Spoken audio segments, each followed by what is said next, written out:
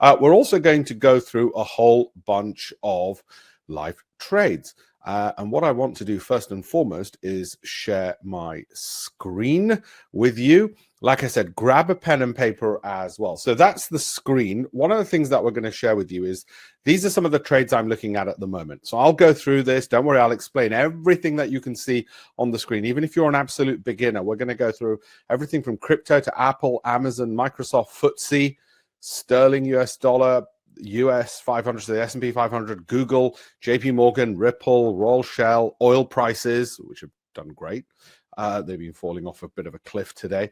And we're going to go through all of that and just basically show you how to improve your trading, or if you're an absolute beginner, whether or not you should be trading at all. At least it'll save you time to know. Okay, where do I get all my knowledge from? Can you see that? Can you see what I'm holding up there? So that was one of the many of the 18 books that I've written, published by the Financial Times. That one's on Trading Online. What I'm going to share with you is my knowledge as both a hedge fund manager and also, more importantly, the knowledge from some of the world's leading traders from my book, Mind of a Trader, who I interviewed when I wanted to get into trading. Obviously, when I wanted to get into trading, I wasn't going to just rely on some random dude on the internet. I wanted to meet the world's leading traders. That's what I did, and the Financial Times published the book. So that's where the knowledge comes from. And that's important that you know that, because you have to know when it comes to the internet, okay, who the heck's this person who's talking to me? What qualifications do they have? What credentials do they have? Are they good enough that I should basically trust them or not, okay? Because after all, it is your money that you'd be risking, and that's what the markets are. They are risky. So here's a caveat, and the warning is this. I'm not giving specific individual advice. First of all, it'd be a criminal offense to give you individual advice when I don't know the individuals personally. It wouldn't be allowed, okay? So it's important you know that. Charlie from Huntingdon in Cambridgeshire, very posh Charlie. Also Peter from York, also equally posh. Roger from Hampshire. Yeah, everybody's in the Cotswolds. After I'm going to be in the Cotswolds, Delsford Cottages this weekend. Andrew from Hornchurch. So fantastic. You're all from very posh areas. All of you. I was born in Leeds, okay?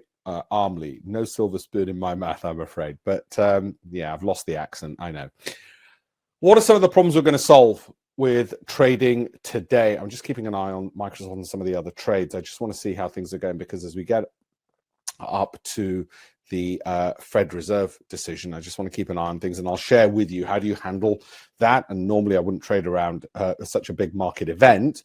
However, like I said, whilst I wouldn't trade around a big market event, it can sometimes be lucrative. You guys are already lucky. So we're short on sterling US dollar. These are 15-minute bars, and that's falling. We better keep an eye on that. It might rocket ahead in a moment, and then that won't work out so nice. But we'll keep an eye on all of these, as I say, all of these positions that we're looking at. And I'll come to all of that in a second, right? So what are some of the problems we're going to solve? Well, this is one of the problems with the internet. It is just an absolute cesspool of idiots who have absolutely no idea what they're doing.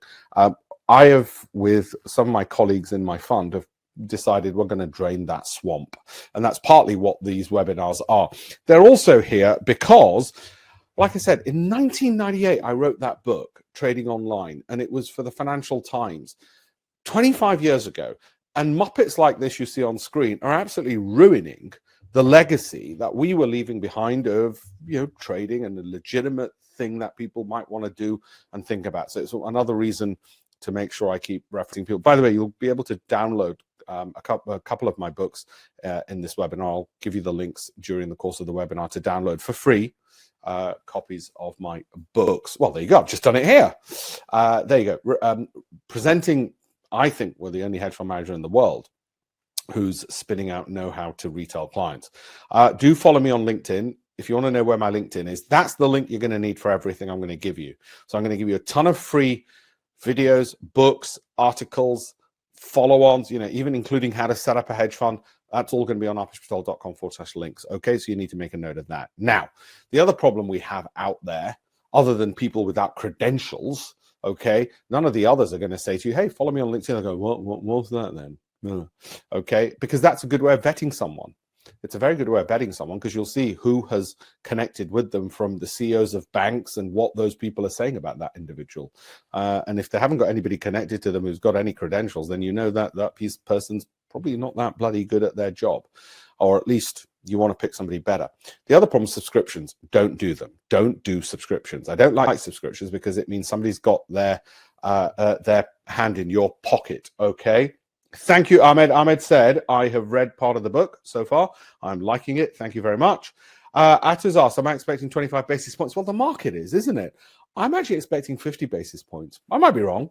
I'm not sort of taking a position on that. I'm not going to Ladbrokes and taking a gamble on that. The other problem we're going to discuss in the Q&A is brokers ripping off clients and kickbacks. You know, I hate it when subscription services say, hey, join our subscription service, and they give you brokers that they're getting kickbacks off, because that means they've got a conflict of interest. They want you to lose because they get the losses, a share of the losses. It's as simple as that.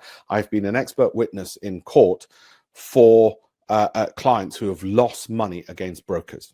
Okay, and the one who made the most got back £21 million from, his name's Raj Gill, from Man Financial back in the day, and I was one of the experts on that. The other problem is you've never got hedge fund managers talking to you. Yeah, people who've actually got some bloody experience and some credentials to talk to you and telling you how to do it. Usually you've got some head of trading. What the hell does that mean? Probably one man band, you know, and people who just don't know what the hell they're doing, and that worries us with this market because people are losing a lot of money. Now, my reasons for trading, and the reasons I suggest you do it as well, of course, your number one reason will be funds, to make some money. But eventually, if trading isn't fun, if it isn't fulfilling, if it isn't giving you some degree of freedom, don't do it. Don't, you know, it can't be just the money alone. It's got to be the passion that I have for it. You've got to love it, whatever entrepreneurial venture you do. And trading is an entrepreneurial venture, okay? I wanted to not just say to you, oh, buy here, sell there. Here's a trend line. Now you exit here. Don't do more than this much capital, blah, blah, blah. It's got to be bigger than that. It's got to be that you find it as a side gig you want to do for the rest of your life. Otherwise, what's the point? And also, unlike any other business, you don't have overheads, you don't have an office cost, you don't have a factory, you don't have supply chain, you don't have any of those problems. So that's why you want to be doing it, and that's one of the problems I'm going to solve. Now, these are the most important numbers I need you to remember with all of this. This is what we're going to be doing. Christopher says, remember your news channel years ago. Why years ago, Christopher? I was on there on Friday, for goodness sake. I was just on Friday talking about inward investment.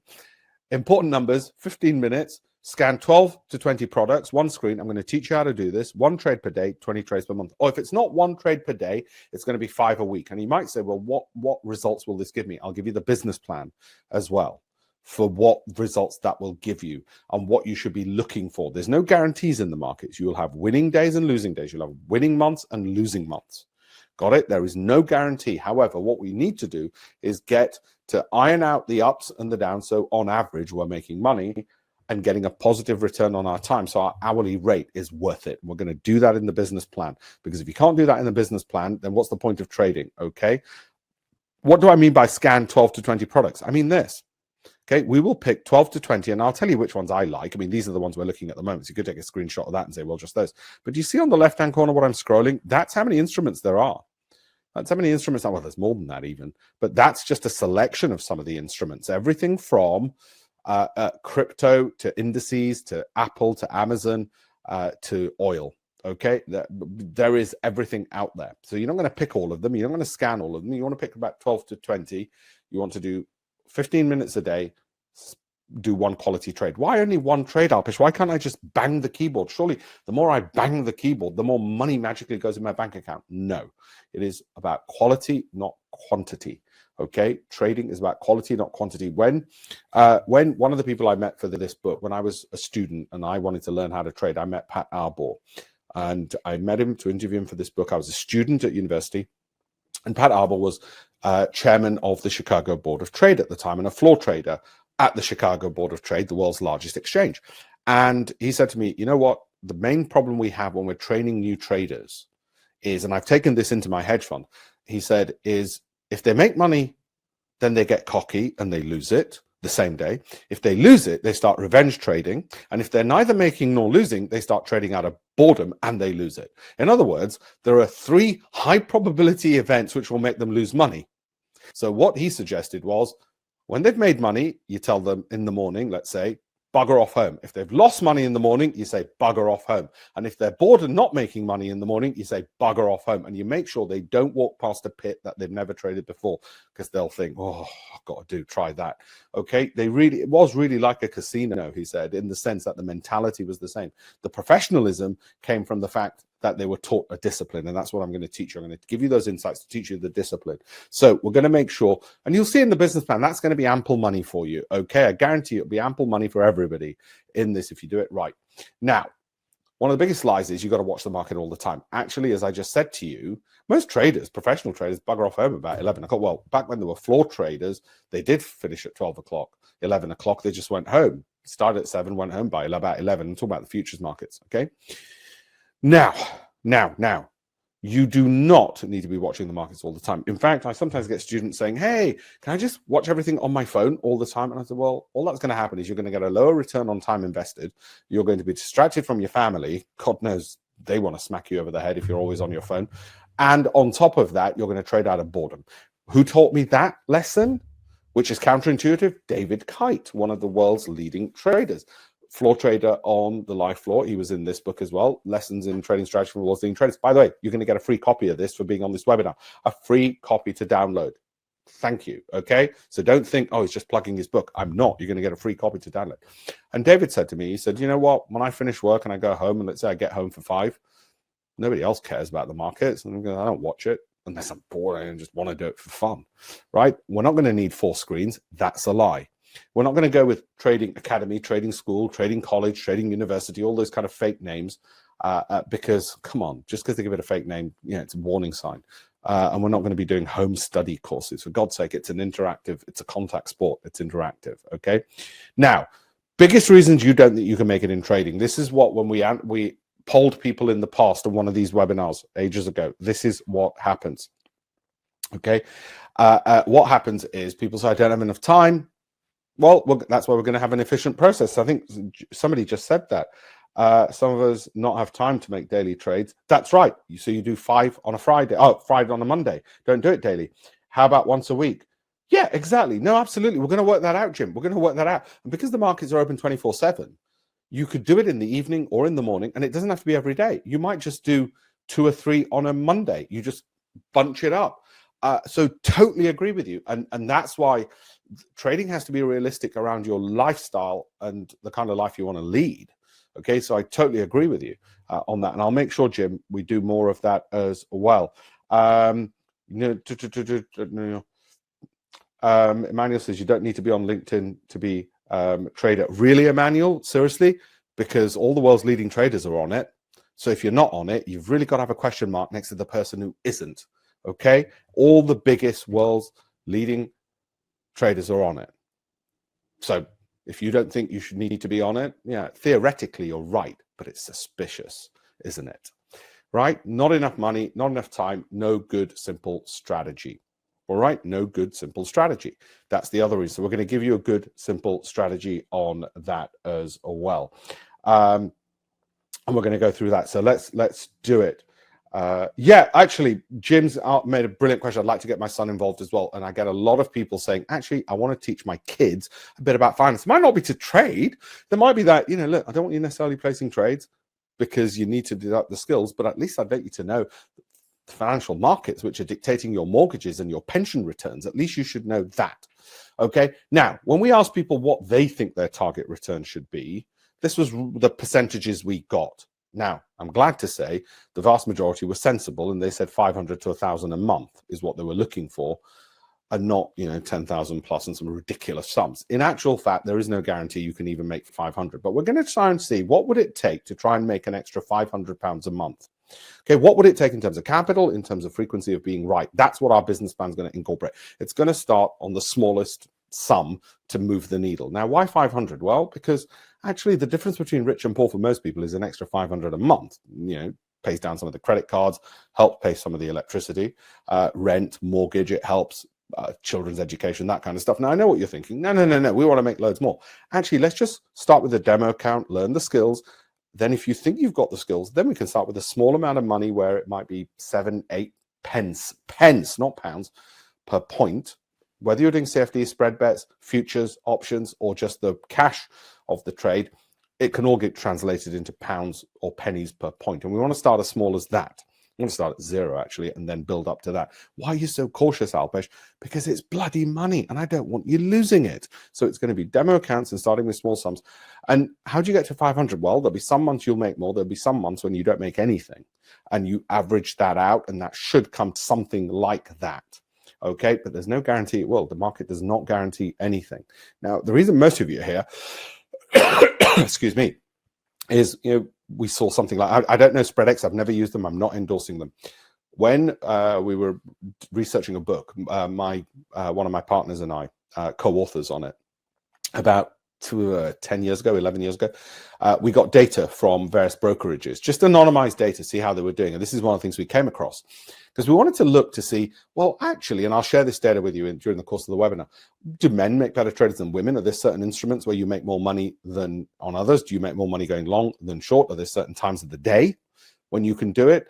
Are there certain holding periods? Too short, too long? Is there an optimal holding period in an optimal direction, an optimal instrument, and an optimal time of day? For instance, we're just looking to play around with some of that data and see what would come out of the back end of it. And I'll go through it during the course of this webinar. But of course, this we stumbled across, thought, all right, no wonder. This is why people are doing. We're not going for this. We're not going for £1 million and £500,000, all the rest of it. We're going for 500 a month. If on a demo account that looks reasonable, then you can go live. Okay, before that, you're not going to go live. And a few more important points.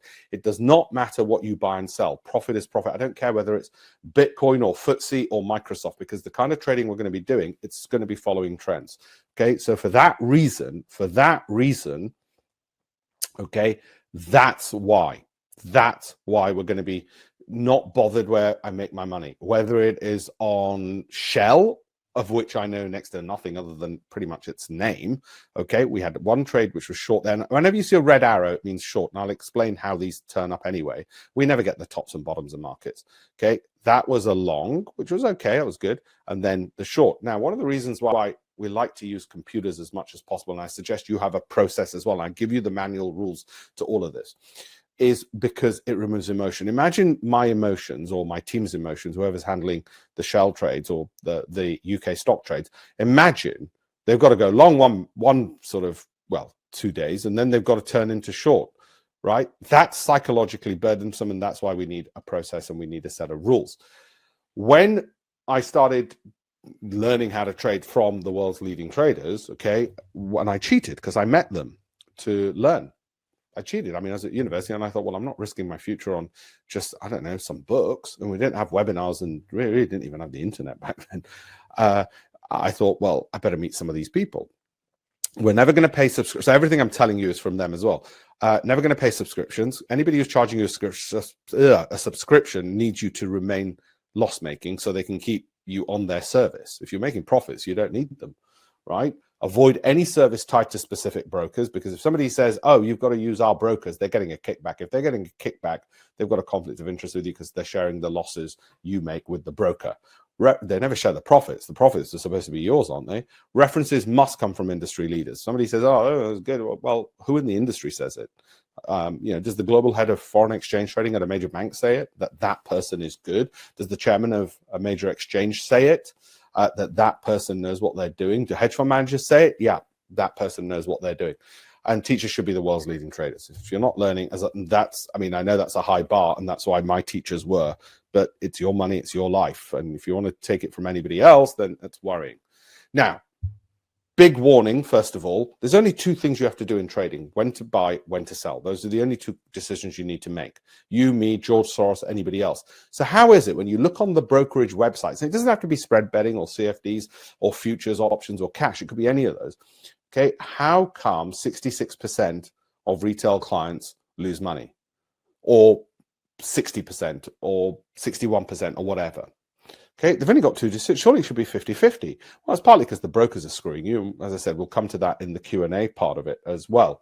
Okay, thank you, Philip. Thank you so much. Thank you so much as well. Peter, will come to brokers at the end and which ones allow you to do some of the smaller stuff. going to be day trading. We're not trading intraday. Okay, we'll probably end up holding these positions, just to answer some of the questions which have come up.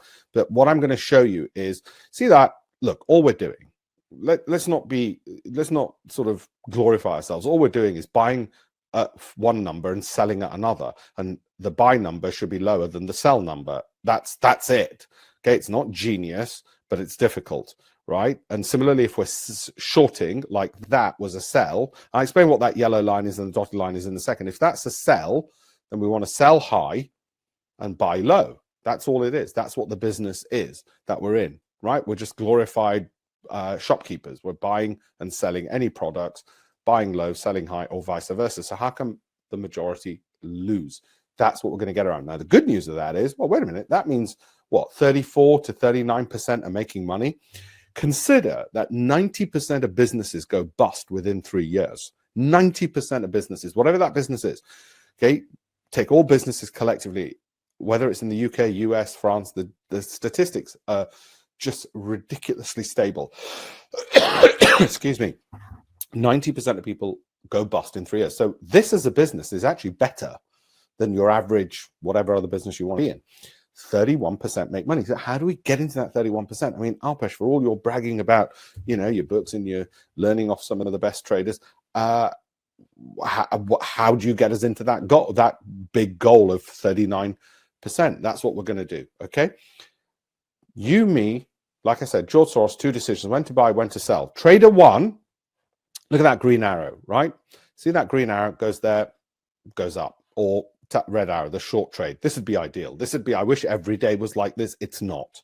I've given this as an example. Now, trader 1 makes £500 on that, let's say. Does exactly the same trades, gets the same data as a big hedge fund. Don't forget, big fund managers don't get special prices. They might get a slight bump on the prices, but it's not going to be way out. It's not like they're going to be able to go out and buy dollars at significantly better prices than you and I could.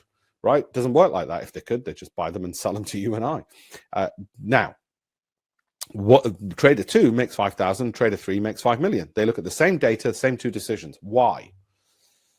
And the principal reason we want to get it down to is not skill. It's not because they've got better analysts, because we're not going to look at looking at analysts, and we're not going to look at fundamentals. We're not going to look at, oh, I better out analyze Goldman Sachs. I better out brain and outthink their 1,000 analysts. You're not going to be able to do any of those. Given those odds were against me, I asked Bill Lipschutz, who was, again, in the book, global head of foreign exchange trading at Salomon Brothers when I interviewed him. And 4 years ago, the world's he got the award for best hedge fund manager of the year. Bill became my mentor as a result of meeting him and taught me. And I'm owning up. I could have said, oh, yeah, I came up with all this. I'm incredibly clever. I haven't come up with anything in this. All I did was copy what people who were doing it right were doing, and just copied it. That's all I did. I wish I was Isaac Newton, could invent something original. I didn't. I just copied what people were already doing, and they probably copied off somebody else. And Bill Lipschutz said to me, look, you're a poor little student. You probably better just do the easiest way that people trade, hedge fund managers trade, which is trend following. He said, don't try and do something clever like macro analysis or arbitrage. You don't have the computer power. You don't have the analytical power. Just don't bother. So just go with the trends following stuff. Okay. So the only thing that should differentiate you and me from them is just the capital we come to. And capital is the scarcest resource, and that's a separate issue. How do you get more money? That's a separate issue. But the starting point, skills, we should be able to try and equalize ourselves on. That's what we've got to be able to do. If we can't do that, might as well not trade at all. There's a hell of a lot of instruments out there. And as I said before, if instruments have a price, then they have trends. If they have trends, we can trade it. And I don't care what it is. I don't know anything, for instance, really, I don't know anything about Brent oil, okay, other than the name and it's oil, and I know what oil does. When that sell comes in and it drops, did I know it was going to drop? No. Did I think there was an increased probability? Yes, from how we trade, we did. And that's all it is. So let's break that down into the practicalities. Now that we've set it up, let's break it into the practicalities. And this is the practicalities. This is what trend following is that we're going to be doing. Okay. And I took last month of 2022. And you can see, and this was not a typical month. This was a particularly good month as it happened, right? So confession number one, this is not typical. I'll give you an example of this, and this is where people get mistaken. Let's say I get a coin and it's heads and tails, 50-50. Let's say I get a streak of 7 heads out of 10. Am I suddenly going to start a business as the world's greatest coin tosser? Of course not. There's a difference between probability and a streak. Okay, this was a good streak. There'll be months where exactly the opposite to this happens. And because of that, that's why we can't trade with unlimited amount of money, because we might get the opposite of this. That is why I haven't cornered the market in money, because if it was always like this, I'd be laughing. If I was right 8 times out of 10, I'd be laughing. Or 7 times out of 10, I'd be the god of the markets, and nobody is for that reason. Okay, even Jim Simons, who's probably the greatest fund manager in the history of the world in terms of returns, even more than Warren Buffett has returned, as a hedge fund manager, he gets slightly more than 50% right. It's not about how often you're right, it's how much you make. So see that short, that was wrong. Started off with a losing trade. That was wrong. That short was nothing to write home about. That long was nothing to write home about. It's a small profit. I've even ignored it because it was just too little. Then you get a big win. Then you get another one, which is just nothing to write home about. It's neither here nor there. You might even have missed it. You might have made nothing out of it. Then you get a big drop, a big rise, a big drop, a big drop. This is not typical. And then a medium-sized rise. My point being, there are trends. Secondly, sometimes they're very good to you. Sometimes they're not, which is why you need to trade smaller size. And we'll look at how do I know when to enter? How do I know when to exit, Alpesh?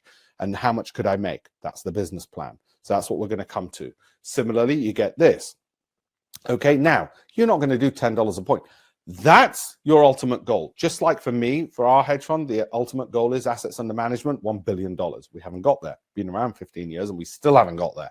Okay. In fact, I'll give you another little confession. We're hovering at the 90 million euro mark, which in my industry is embarrassing. If you want to switch off now because you just think, oh my God, why am I listening to this Muppet? Then feel free. But that's after 15 bloody years.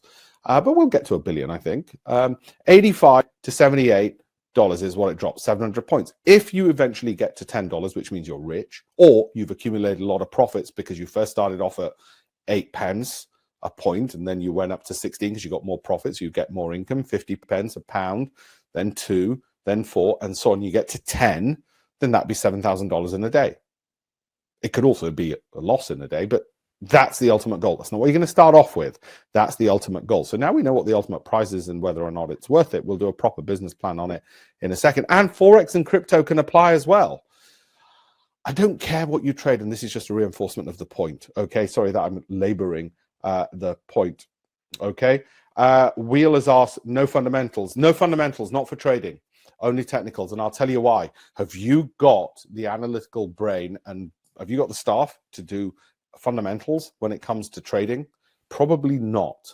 It's going to take up too much brain power. So trend following, and you might say, well, why trend following? Trust me, there's enough. Well, look up Winton Capital, look at Brevin Howard, look at Aspect, look at AHL. They're multi-billion-dollar funds, and I'll show you some of their results in a second, which are all just doing trend following. They're getting on the same trends I am. In fact, I'm riding their coattails, and that's what we're going to do. We're going to ride their coattails. This is sterling US dollar, 15-minute bars. That's the ultimate goal, will be $10 a point. It's not going to happen today. It might take you 10 years, it might take 15 years. Okay, but the point is we start small, but at least we know there's it's scalable. Basically, my point is it is a scalable side gig business. It is scalable because you can get higher and higher amounts. But first, we need to learn the skills. Now, equally, you might, and this is S&P 500, longer term, it might, if you've got exposure to US stocks, as I do in my SIP and ISA, my SIP and ISA is almost entirely US stocks. And today I bought some more Amazon and Microsoft as well. I bought some, what was the company called? Telex, I think it was called. It's a med tech company. Okay, and I'll tell you some others. But if I want to hedge against my S&P 500 exposure, then trading is great for that. So I've got my SIP and ISA, and I can trade on the short side and protect and make profits while the market's falling on my longer term pension. Equally, if the pension's rising, then I'm less pressured to trade. So it benefits in both ways. This is what our outcome's going to be. I'm going to give you the strategy. I'm going to give you the stop loss, the entry point, the take profit areas, and then the business plan. Now, to do that, this is what your outcome will be. Anybody who's ever made money in trading, whoever it is, whether it's me, whether it's Bill Lipschutz, David Kite, John Najarian, who was in the book as well, and he's on CNBC and all the rest of it, or whether it was Bernard Opity, multi-billion-dollar hedge fund manager, whoever it was, this is what their performance looks like. And if it doesn't, it's a problem. Now, sadly, there are a bunch of small losses, small wins. And you might say, Alpesh, why aren't you right all the time? You know, everybody else I see on the internet just tells me about how they're right 8 times out of 10, 9 times out of 10, because they're lying to you, right? What'll happen is the vast majority of your trades, 40% of them will be small losses, 40% will be small wins. Well, why can't I remove those? Because I don't have a crystal ball. Nobody does. The most important thing you're going to be able to do is remove the big losses. That's why I'm going to show you how professional hedge fund managers use stop losses so that you can copy that. I will literally tell you what they do. And it came as a shock to me. I didn't know that's how they did it. I thought each time they get a loss, they just wait and let it come round, or they add to the loss and average down. That's what I thought. That seemed rational, logical. They do the exact bloody opposite, right? So we're never going to get big losses, and we're going to get maybe 15% of those trades will end up rising and going up and up and up. Write this down. 80% of your profits in a year, 80% of your profits will come from 20% of your trades. 80% of your profits in a year will come from 20% of your trades. 80% of your profits in a year will come from 20% of your trades. It's sad, but it's true. Why doesn't 100% of my profits come from 100% of my trades? Because nobody's got a crystal ball. Now, if I said to you last year, or if you're already trading, if you're not just a beginner, if you removed all your big losses, if I could remove your big losses, would you be profitable? The vast majority of people's hands will go up and say, yeah, actually, if you remove big losses, I'd be profitable. If I only had my small wins and small losses and big wins, then I would. The other problem most private investors have is each time they get something which could have been a big win, they cut it off when it's still a small win, and they get out because they get panicked because they're trading too large a size to begin with, and they're not sure about their process in any event. So they mess it up, and they let their small losses become big wins. There's only 4 columns, and yet that differentiates a billionaire from you. Just 4 columns there, and it differentiates the billionaire from you. So we're going to make sure by giving you the strategy, you know, and it'll be logical to you. That's why I explain it. It'll be logical. You go, oh shit, that makes sense actually, Alpesh, what you're telling me. It's not that you're telling me, take this on trust. You're saying, oh yeah, of course, mathematically, if I do that, that, and that, then that makes sense. And here's the plan. And that's how you're going to do it. There's a lot of choice. So we're going to break that down as well. Given how much choice of stuff there is to do, we're going to break down into it. Well, okay, what does that, how do we decide what to focus on given that level of choice? As I say, I just want to keep an eye on the S&P 500, which is falling. I understand. Let me just show you the S&P 500. Where are we? There it is. And I'll come back to it and I'll explain how do you then know that that's to go short? How do you know that yellow line should have a stop loss up there because you're going short? And how do you know that when to take a profit? And that dotted line is not where you take a profit. That's where you add to the winning position. You double down, okay, which is the exact opposite of what private investors do. And that's, well, that's why private investors are the exact opposite of professionals. Okay, so let's go forward. This is it. All right, so we start with the business plan, the strategy, and it's broken down into simply this: stop loss, entry, limit order, mind, money, additional positions. By the way, it'd be really helpful. Can I ask some of you about this? Can I ask some of you about this? Just a bit of advice. And wait till the end of the webinar. If you wanted me to have started it at this point, just let me know later, because then, you know, because the first 30 minutes, I don't know, you might think, no, I don't need the setup and explanation. Okay, so where does the stop loss go? Let's get specific. Let's get into detail. Entry, limit orders, mind, money, additional positions. Okay, so this is what it's going to become. You can take a picture if you wish. All trading will come down to Selma. It's going to come down to these aspects. Where do I put the stop loss? How do I know when to enter? Because it's only when to buy, when to sell. How do I know, if at all, when to take a profit? Okay. How do I control my mind? Well, one thing is you're not going to use a bloody cell phone. Just be at your desk, place the order, and then walk away, please. How much money should I put into a trade? That's the business plan section. And when do I add to that winning position? Right? That's all it is. That's all trading is. So looking at that, and like I said, feel free to take a picture of this. Let's break that down. 1, 2, 3, 4, 5 over there. 1. Now, I'll come to the entry point in a second. I'll come to how do you know why was that going to go up? What was the price doing beforehand that made you think it's going to go up? I know there's hedge funds like Winton Capital, AHL, which all do trend following. Winton's in Hammersmith, by the way. You know, it's the Brevin Howard, another one, which does the same. Well, they do other strategies, right? Now, given all of that, if we'll come to entries in a second, but let's start with stops. You might say, why are you so obsessed with not losing money, Alpesh? If you need to ask, you've got an issue, right? So that yellow line, why was that there? Now, one thing that I discovered from all looking at not just the people that I interviewed, like I say, Bernard Opedy, David Kite, what I learned from these people was, which surprised me, was, and I thought they'd say, oh yeah, we just go in big, son. We just get our information. We just go in. We've got so many people. No, they started relatively small amounts of money and they'd wait till they got some profits before adding to them. What they would do is have a volatility-based stop loss. So first of all, they always had a stop loss, which surprised me. I thought, well, surely you guys are so confident. You don't need one of those. Nope, they'd have a stop loss. Secondly, it was volatility-based. What does that mean? That means the more volatile the market, the more it's moving up and down, right? The more it's moving up and down, and I will show you and explain what I mean by that. The more, see these, that's the volatility. That's just noise. You don't want to be stopped out by noise, do you?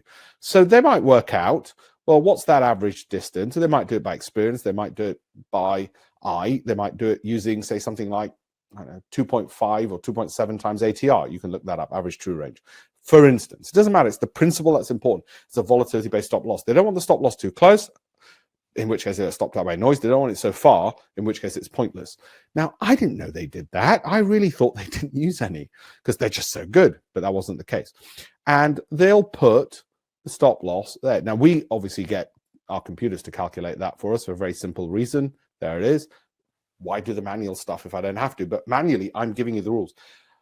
We have 10 strategies in the hedge fund. The one I'm going to talk about on this is the trend following one. It's the earliest. It's the first one. It's the one Bill Lipschutz told me about first, and I copied and all the rest of it. So I'm going to give you the simplest, easiest first one. And for those of you who are cynical and think, oh, that means I could put you out of business, Alpesh, please try. Please do it. Make me redundant. I can spend more time with my son.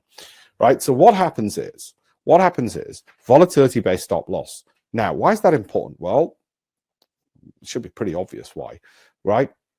And we'll come to that in the business plan, how that feeds into making sure you don't have big losses and how it feeds into the business plan. So this is the starting point to get to the business plan and get to the making the money part. Now, second part was, well, wait a minute, Alpesh, if it's a volatility-based stop loss, then surely if the market's more volatile and therefore, if the market's more volatile, the stop loss is further away, you're going to lose more money because the stop loss is further away. No, because the second thing they have, see the number 2, volatility-based position sizing. I mean, we get the computer to work it out. When we're training new staff in my firm, because we're not very big, we can't afford, people who are 40 years old and pay them millions. We get people fresh out of university and then train them up. It's a hell of a lot cheaper. And so what happens is we have to give them usually about $1,000 of my money because I can't give them client money. Jeez, I'd get shot because they're learning. So give them $1,000 of my money and say, right, 8 pence a point or 7 pence a point, start trading. And we do the calculations for them to really straitjacket them so they don't do anything stupid and help to train them quicker. So we give them this tool and we say to them, right, go away and learn on this. So volatility-based position sizing means the further away the stop loss, smaller your position size, closer to the stop loss because the market is less volatile, the larger your size. So you're never losing more money just because the market's more volatile. You're never risking more money because the stop loss and the position size are interrelated, so you don't lose more. How much should you risk?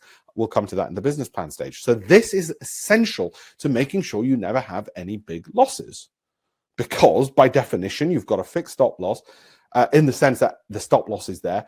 And there's something else you need to know. Losers add to losers. You never add to a losing position. I'm talking about trading. I'm talking about investing. Investing is different. I bought some more Microsoft. Last year, my Microsoft stock, like everybody else's, was down. So I've added to that position. That's losers added to losers, you might argue, but that's investing. That's different. Separate conversation. Leave that out of your head. Losers add to losers. Okay? So that's where the stop loss is. It's also the parallel of that around the entry point the reflection of that is that dotted line. That's where we add to our winning position. If the price goes up to that level, you add to your winning position. You might say, this sounds all complicated. No, because you can just tell your broker, I want to buy now at this price, set stop loss at this, make it a trailing step stop loss, okay? And if the price hits 146, buy another position, put it stop loss at this level, boom. Why do they do that? Well, it means they can start small and they can add to a position and risk profits, not capital. Risk profits, not capital. That's a hell of a lot better. That's a hell of a lot better. They can start small. Now, I didn't know. I didn't work any of that out. They told me that this is an essential core component of what pretty much every hedge fund does. And if you think about the logic of it, actually, that makes sense. You would start relatively small, and then as you're getting profits, redeploy those profits. You wouldn't just go in with capital and do something stupid. In fact, if you look at the fund managers who've gone bust, it's usually because they didn't abide by these rules, which is pretty incredible given that we have so much regulatory oversight and our administrator banks look over us, our compliance team looks over us, and you'd think there'd be a big alert if you didn't follow the rules. And finally, 5 is momentum-based entry. So we'll come to that. That's the last bit we're going to come to now or next. Can I also just say to you, right at the end, and you don't have to stay for this bit, can I tell you something that our hedge fund spun out, some technology we've spun out? The reason I do this in webinars and ask your indulgence, you don't have to stay for this, as I said. It's just we want to tell you some of our plans that we've got for what is a multi-trillion-dollar investment market. And we invest in other businesses, and we invest in one of ours and spun some technology out, which we hope will get venture capital funding and then eventually IPO. But I put this in because I don't want anybody to say, oh, you talked about yourself at the end, I hate you. And that sometimes happens. This is from Winton Capital. This is the trading we're going to do. So let's get to the business plan and the strategy, okay? This is the... did I write stop loss? Sorry, stop loss. This is Winton Capital. It's not actually 350 billion. It's less than that. And I've got to change that slide. This is one of their slides I stole. Okay, you guys should know this. I stole their slide, right? To explain to you. This is what they use to explain to their clients what it is they do. Because they've got to explain to their clients what they do. Trend starts, and we're going to do the same, right?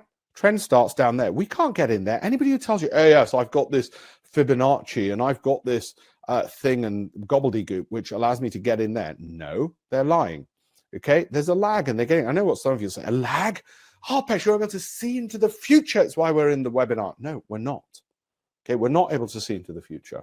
And if we were, and if we got it right a couple of times, can you imagine the exhaustion of trying to do that every single day of every single year? No, we don't see in the future. What we do is once the trend started, we just ride the coattails of somebody who's made it move. So how do you do that? That's the entry part of Selma. I'll come to that in a second. And similarly there, if it's good enough for a multi-billion-dollar hedge fund, it's good enough for us. And actually, when I was taught this, Winton didn't even exist. The guy behind it, David Harding, was still at AHL. He was the H in AHL, which is part of Man Group, which is a FTSE 100 company, thanks to their hedge fund. That's why they're a FTSE 100 company. And as I said, Bill taught me this and I copied it. And if you copy what is NLP, if those know, you copy what people who know what they're doing are doing, you'll get the same results. So this is why hopefully we'll get more assets under management. Profit, this is Amazon. So again, just reinforce that point. All we're doing, you're clicking on buy, clicking on sell. Now, the reason I've done this chart is I actually did this to explain it to my wife. Because my wife doesn't actually really know what I do. And she worries sometimes, are you just gambling with our future now that we've got a baby? And toddler. I did a chart and explained it to her. And I've updated this one. Buy, sell. Okay. And we got an entry there. We got an exit there. This was not a typical month. Thankfully, she asked me when it wasn't a typical month. This was not typical. I wish every month was like this. Think about it for a moment. If every single one of my months on TrendFind was like this, wouldn't I just sell everything, put everything into it? Wouldn't I put unlimited amounts of capital?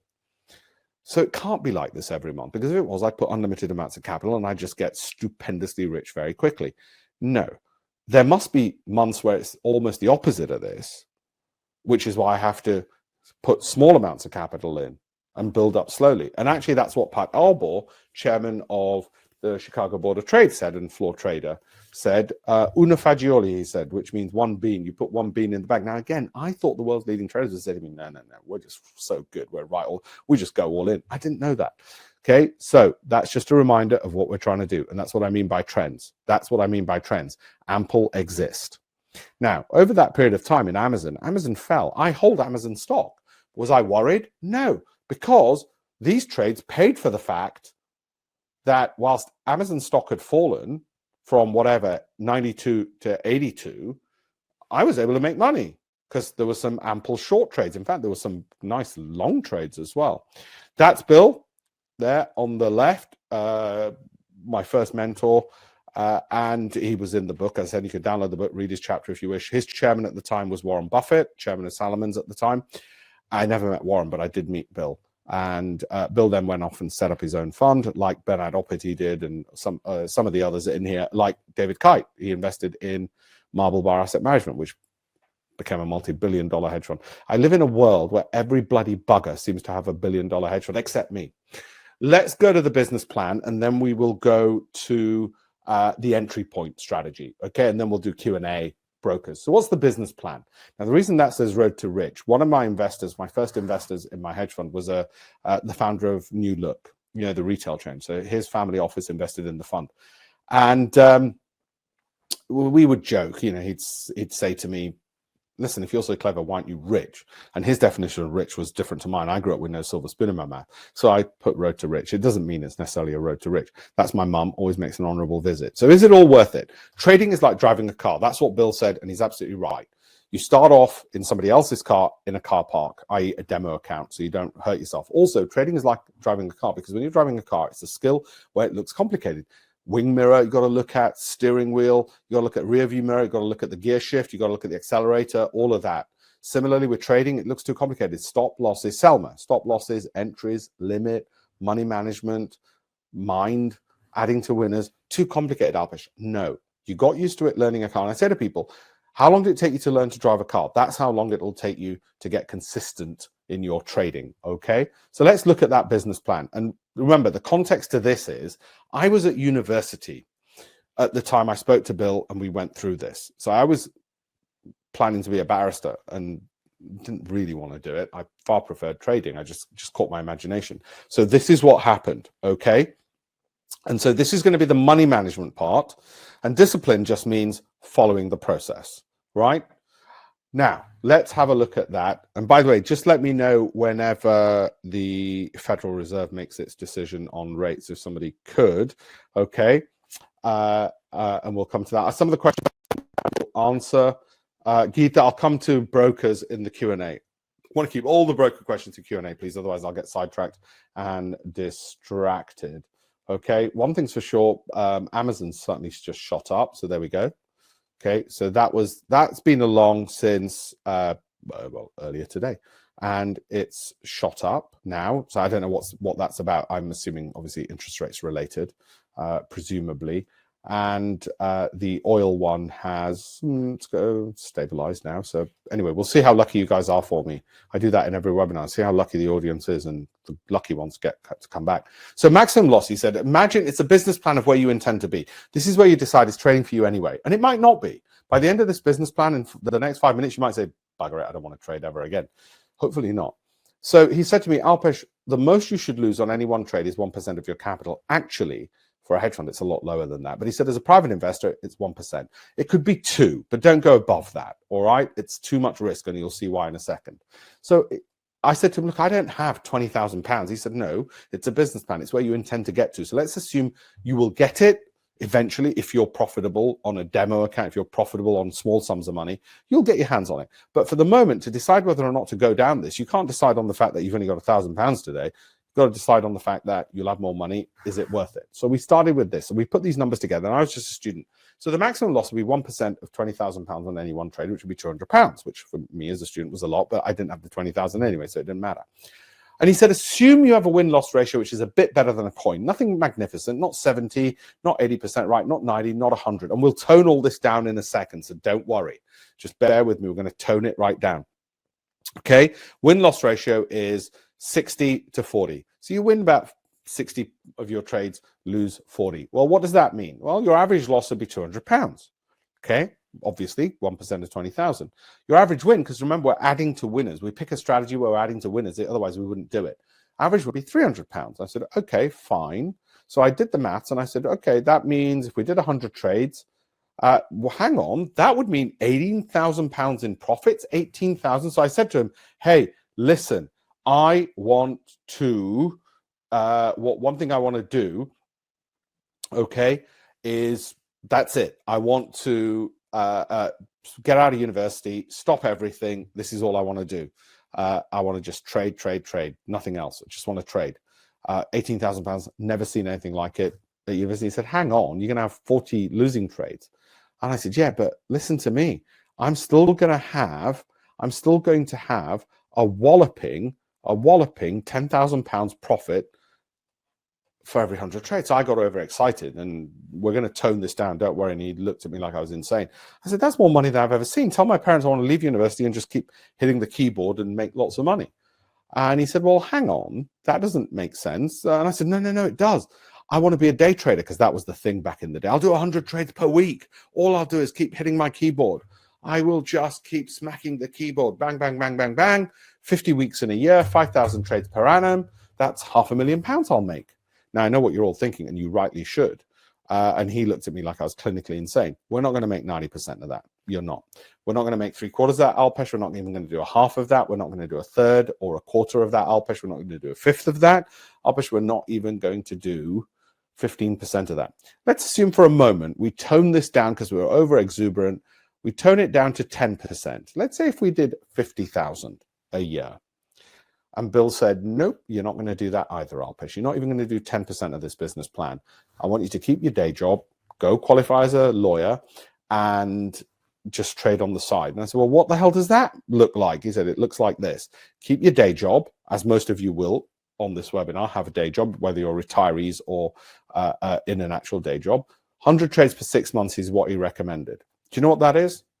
Roughly 1 a day or 5 a week. That's what it is. Go right back to the beginning of the webinar where I said, what are the key numbers and what does our business plan entail and produce? Well, that would be 200 trades per annum, which would work out at £20,000. Okay, so we're not going to do 10% of this business plan. We're going to do about 4%. We're not even going to do 4%. We're not even going to do 4% of the business plan. You know why? What did I say at the start? We're going to start so small that we only do 500 per month is what we're looking for. It's not guaranteed. Some months you make more, some months you make less, and that's what your back balance will look like, your trading account balance. And then you average that out, and that should come to about 500 a month. So we're not even going to do 4. We're going to do about 1.8% of this business plan.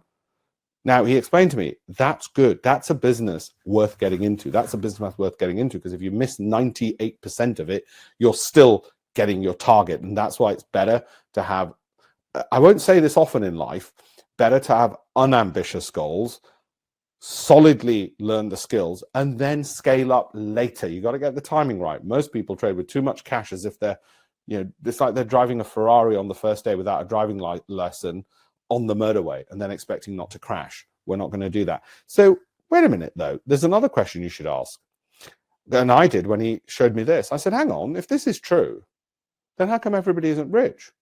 And his answer was this: the key reasons for failure: bad teachers, bad mentors, for which you can sort of read teachers and mentors the same thing, and bad strategies. So let's close off before the Q&A with the last part, the entry strategy. The entry strategy, okay, which he taught me as well. Now, and it was very much in line with what the other hedge funds like Winton were doing and the other people in Mind of a Trader were teaching as well in terms of entry strategy. That's my mum again. Okay, so remember, 100 trades for 6 months, 200 per annum, £20,000. Wrong. Pay attention. 500 per month. 500 per month. That's what we're looking to do. Okay, 500 per month. Less than that. It's less than that. And I know you're thinking, I didn't come on this bloody webinar and you tell me 45 minutes into it, 50 minutes into it, that I'm going for only that much. Yeah, sorry. It's not get rich quick. It's not. You'll blow up quick. You'll be like suicidal in trading. That's us.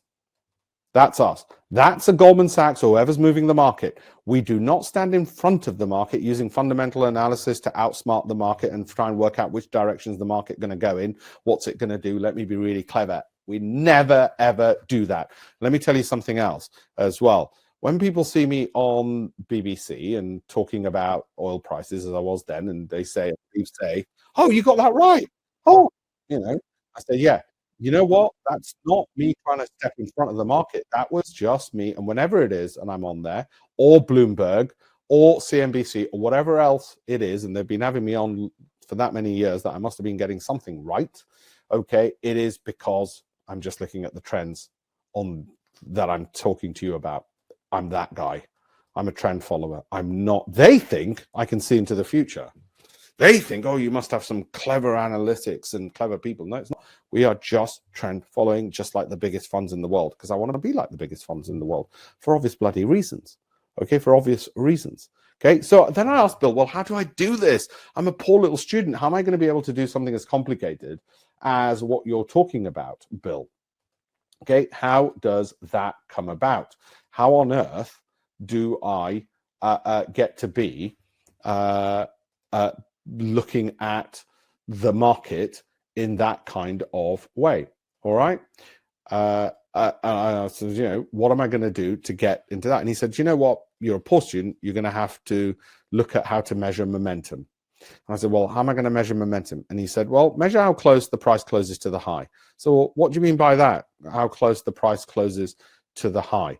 He said, well, what that means is precisely this. It's a bit like an auction. Right, I've got 50, anybody give me 60, I've got 60, anybody give me 70, I've got 70, anybody give me 80, I've got 80, anybody give me 90. It's a bit like that. He said, if the price closes near the high, there's momentum. I said, well, what am I supposed to do? Sit there with a magnifying glass? He said, no, look, if the price goes near the high, there's ample indicators you can use for free, he said. And he taught me how to do it. And I'll give you the rules now. I'm going to give you the manual rules. And like I said, if you think that puts me out of business, great. Thank you very much. You'll do my son and wife a favor. Price closes near the high. And that suggests there'll be an increased probability, but not a certainty, of the price moving high. Equally, if it's making higher lows and higher highs. So I said, well, wait a minute, that's three different things. He said, exactly. All hedge funds, whatever method they're looking at for finding a trend, and they'll all have different ways of finding a trend, they will always use multiple measurements or multiple indicators, okay? They'll never do something that the textbooks teach you. So I'll show you what I'm going to show you, even though I've written 18 books over my shoulder, okay? So which multiple indicators? You'll have your own. I'll give you mine in a second that I use. Remember, I was a poor student, so I had to use the free ones available, but they're not in the way the textbooks do. And he said the other thing is you'll need to look at multiple timeframes. In other words, not just the 15-minute bar that you might be trading on, but also the next time frame along, whatever the next time frame along might be. Okay, the Amazon one is that sort of coming off a little bit, but I'm still not too worried given that we've had a massive rise up. That position was added to over there. We'll come back to it in a second. Okay, we'll come back to it in a second. Now, multiple timeframes. Why? Well, because it's a bit like, when you stand on the seashore and you get a little trickle of a wave come in, and sometimes a really big one comes in. That's because if you're trading a 15-minute bar and you've got, say, upward pressure, but you don't look to see further out that there's opposing pressure, you're going to get wiped out. So we want the time frames to be aligned, and you just need to look at the next time frame along. And again, on the next time frame along are the multiple indicators, which I'll come to, which they are in a second, also aligned. And the third thing you look at, he said to me, which was the most important, and this is the bit people don't think is important, and therefore they don't make money, is PC. And I'll come to what PC means in a second. And I said, well, how am I going to get these indicators that you talk of, which measures whether the price is closing near the high, it's making higher highs, higher lows? He goes, well, you're a poor student, so you'll have to use the free ones available on the internet, but don't use them the way the textbooks do. So I said, yeah, tell me more. So he said, look, for momentum, just look to see if those indicators, multiple indicators, are flat. There, can you see that's flat to just starting to rise? Flat to just starting to rise. Okay, that should avoid the lagginess that comes out from what the textbooks tell you. So multiple indicators, whether it's MACD, stochastic, RSI, because none of them work often enough. They sometimes work, sometimes they don't. But if you filter, there's a great video that Warren Buffett just did about how he picks stocks on fundamentals using filter. He uses the word we filter with we did the same with trading. We filter. So any trade has to match. It's like water purification, trade purification, to avoid big losses.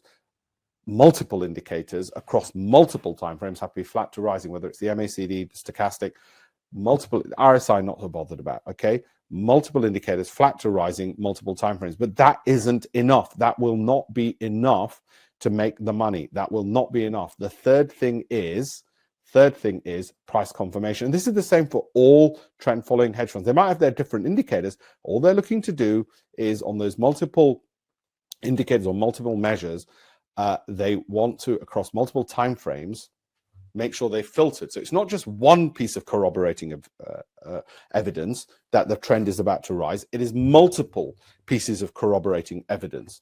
Okay, it's a bit like, yes, I found the murderer in the drawing room, blood-stained fingerprints all over the knife, and the video evidence showed him stabbing the person as well. It's got to be multiple indicators, multiple timeframes, because it filters the big losing trades out. It might filter a lot of good trades out as well. Doesn't matter. As long as we filter out as many bad ones as possible. And in any way, losers add to losers, so that'll also help filter. Now, what's the third thing? I said it was PC. PC is price confirmation. Price confirmation. It needs to make a 2-period high. Whatever that 2-period is. If that 2-period is, for argument's sake, I don't know, whatever that 2-period could be or is, but it could be 1 hour, it could be 1 minute, it could be 1 second. It doesn't, in a way, matter what that 2-period is. But whatever it is, what has to happen? I'm just going to look up the FTSE for a second, the FTSE futures for a second. Whatever that 2-period is, like take it there, it has to show a high. Some degree of price confirmation. Doesn't guarantee the price is going to go up, because look, immediately afterwards, it then bloody started falling. And we got worried, and then it went up again, and then went back down, then shot up again. Okay, so it has to be a 2-period high. It has to be price confirmation along 2 periods. You can see it on screen. It's as simple as that. Now, the background of the people who do this trend following, in case you think it's too complicated. Well, I gave a talk at Bloomberg a few years ago, and we asked the audience, this is pre-COVID, who are you guys? What do you do? And this was it. This was the whole list of people who were there. And we had to get something simple, because I was a student when I was learning to do it. I've got to show you Microsoft, because this is ridiculous. What is it ridiculous? Yeah, it's ridiculous. It's a ridiculously high price move in one small go. Thank you, Microsoft. Thank you, audience, for watching. Right, that's what we found. I developed the strategy and perfected it. Like I said, met Bill and everyone else when I was at university. So red carnation, last exam, I look a bit of a whatever. I won awards in the Financial Times. That led to a higher profile. The Financial Times asked me, would you like to write a book on all of this? And I said, yeah, that'll help raise my profile even more, because as soon as I won the competition in the FT, I knew the next thing to do would be to raise a hedge fund. Obviously, I was only an amateur back then, but I wanted to raise money. That's the scarce resource. That's me winning it. Okay. And then they said, would you like a column to do your weekly trades? So for 5 years, I wrote a column until I set up the hedge fund. I wrote a column in the FT, which Diary of an Internet Trader, which each week I would detail my trades, okay, and then set up the fund. So it was a great tool to advertise. That's how difficult it is to set up a hedge fund and raise capital. You had to go and get yourself a competition that you win in the FT against analysts and fund managers, and a column to raise your profile, and a bunch of books. Yeah, it was not easy. I don't recommend raising hedge fund money. It's bloody difficult. It's me at the first set of offices we had. It cost about $1 million for accountants, auditors, all the rest of it, custodian banks, all the fees that they all pay, both for the FCA regulated asset management company and also the offshore. It was initially a Cayman-based fund until Cayman became a dirty word in 2008, and then we brought it back all into Luxembourg, EU. So that's Merrill Lynch HSBC. But anyway, I got about $1 million in payments from them licensing the strategies, and that helped set up the fund. The best time frame we found was this. The 1 hour time frame was the best. We gave my team different time frames to do with the indicator, to do what I'm showing you with the buy and sell signals. And on the whole, you got about 25 trades in a month. Some months you got more, you got 40 trades. Some months far less, you got 25, maybe 10 trades. Okay. The net pips captured in a month was 2,250 on average during the period we measured it. Now, some months it might be a lot more. It might be 4,000. Other months it might be 0 net pips. Net pips means profit minus loss. Okay. So that's a highly volatile number. The best winning streak, 70 out of 30, as you've already seen. You get 7s out of 10 easily. Worse, the opposite, 30 winning out of 70. You get losing streaks. Typical max loss, 50. Okay, now imagine you did a whole $2 a point, whether it's in futures, spread bets, CFDs, cash, doesn't matter what, $2 a point. Okay, well, and that's too much. It's too much. There's people out there saying, hey, do £1 a point. Look how much you can make. No, they're getting a kickback from a broker and selling a subscription always. As soon as somebody said £1 a point, I know. Oh, have they got a brokerage they're telling you to trade through that they get a kickback from? And are they charging you a subscription? And the answer is always yes to both of those. Okay, so let's say it was $2 times 2,250 net pips captured. Right? Doesn't mean you don't do the other time frames. It's just that this was the most efficient. Doesn't mean you don't do the others. You get good trades. You do it wherever you get it. That's $4,500 in a month. Remember what I said? We want to get 500 a month. If you want to get 500 a month, it's 10% of that, which means it's 10% of this. So it's not $2, it's 20 cents, which is why I said to people, oh my God, this is the moment. This is a retail offering. This is something which private investors can do because you can start off so small, because you can start off with risking not $2 times 50 points, which is $100 loss on a trade, but $10 loss on a trade. It's about £8. £8 on a trade. If you lose it, assuming you don't start with a demo account, which you should, then that's not a bad education, $8, okay, at a time. So what happened was we've got a load of people saying to us, well, wait a minute, why don't you teach us? Actually, it was Biku Alawalia, who was at Barclays Bank, said, why don't you teach me? Why don't you teach me? And I said, no, it's not worth my time, energy, or effort. So he said, well, Barclays, if you spin the technology out and you invest in the technology, we'll get you funding and we'll float it. Biku actually is now one of my best friends. And I said, well, if I'm going to do something, I don't want to be charging people subscriptions. I don't want them not paying anything. I don't want them paying anything every day, every week, every month, every year. I want them to have one-to-one attention. I don't want any BS about, oh, you got to come to a school and go to my academy for a weekend or something. I want it to be convenient to them. I want it to be compatible with their work. I don't want them paying hotel and travel costs. I want them to have live trading practice and then show me what they're doing, ongoing support, and no ongoing fees. That's what I said to him. I said, can you create something like that, Mr. Barclays? A lot of deal money in it for you. And he did. He came up with this name. And he said, well, and then I said, well, why would my hedge fund want to do this? Why would we want to invest in this? And he said, well, think about it. Jeff Bezos was a hedge fund manager, and then he set up Amazon. And the fintech guys the technology guys are making more money than the fund managers. So he sold me onto the idea, and he came up with the name pipspredator. So he incorporated everything that we had in here, everything that we were using to train our staff with, and just made it available as a technology. And that's our ambition. So remember, I've told you the manual rules. If you want to automate it, I'll show you how to download the automation, but you might not want to automate it. You might say, no, thanks very much, Alpesh. Thank you.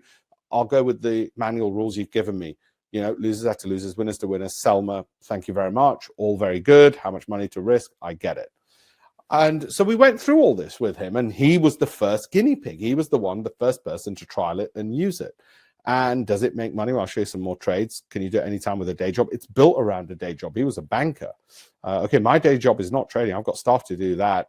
Our day job in the firm is to raise capital from private institutions, pension funds. They are the investors in funds. Does it make life easier? I'll give you the same manual I give my staff, which is idiot-proof, honestly. So what do we do? And full disclosure, this isn't one of mine. This is one of his when he first started it out. Not when he first started out, but a few months in. 5-minute bars, 3 hours, 75 pips. Why was he doing $30 whopping a pip? Well, because he'd accumulated a degree of profits. So he was just reinvesting that to compound and scale up. That's his business. I personally thought he was trading too large a size, and I preferred he didn't do 5-minute bars. He's now left Barclays. He lives in Dubai. But he was best man at my wedding. Right? That's the short, and that's the exit. Similarly, again, one of his, and my students, I encourage them to send me the screenshots of what they're trading so I can look over their shoulder and advise them on what they're doing. So they don't just get left alone. They've got me for life. For that reason, the more of them that are profitable, the quicker we get to a high valuation to get the venture capital investment in. It's as simple as that. And the more money my fund makes as the investor. This is what the chairman of the Chicago Board of Trade, the world's largest exchange said, gets to the heart of the matter of trading by clearly elucidating the methodologies of successful trading strategies. That's not Mrs. Jones from Croydon or Mr. Smith from Manchester. And that's in print. Successful trading strategies. That's a credential. That's got to be a reference point. Now, you're probably going to say, oh, no, but you might still be successful as a trader, even if you don't have any of that. Yeah, but do you really want to trust somebody without the credentials? No. Without an indicator, that's what it's like. With an indicator, that's what it's like. So we've spun this out of the fund. We're going to come back in a second to the brokerage questions in the Q&A. We spun this out of the fund. Okay. And I want to get 1,000 people using it. And for everybody who uses it, they're going to get signed copies of my 2 most recent books, USB, a trading journal, and they get that to keep just for using it and just to give me an honest assessment of it. I want to get to 1,000 people through the program, and then we're going to get the venture capital funding. We're about 850-ish, and I take them in batches of 25. They've got it for life, and the upgrades were in version 4. Upgrades are theirs for life. There's a 12-week program. They don't have to do that, but it's theirs for life, and it's updated regularly. There's a 30-day course as well for those who want to become even more proficient. They don't have to do it, but it's there as well. I take them in batches of 25. And there's no subscription fees. There's no daily, weekly, monthly, all upgrades. And there's daily updates on Telegram where I show them what positions we're looking at next and which ones we think have got the best opportunity. And it's not 7 days you get to try. It's not 14. It's not 21. It's 30. No quibble, money back guarantee.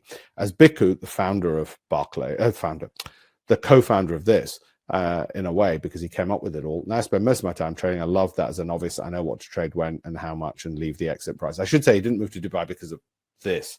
He moved there because he fell in love and got married. But certainly he likes the fact that it's all tax-free as well now. I limit it to 25 licenses. Our ambition within the fund is a bit like Dragon's Den. It is to spin this out, get venture capital funding and float it. We think, given that trading is a multi-trillion-dollar industry, if we've got retail clients around the world, which we have, we've got about 825 who've gone through this and are part of this, then we can get, in 10 years, an IPO with $1 billion. And I want everybody who uses it to have free shares in it. That's subject to what the lawyers say, and I don't think there'll be a legal problem with that. If you'd like to download it and you understood everything that I've said, remember what I've said, you can do it all manually. You don't have to download it and be part of the apprenticeship program, as I call it. And I stole that from the billionaire Alan Sugar. He takes apprentices in this program. You don't have to do it. You can start tonight if you wish. But if you do want to start and join and download and have me as your mentor, and I don't just mentor you on trading. I've got some people I'm mentoring their careers.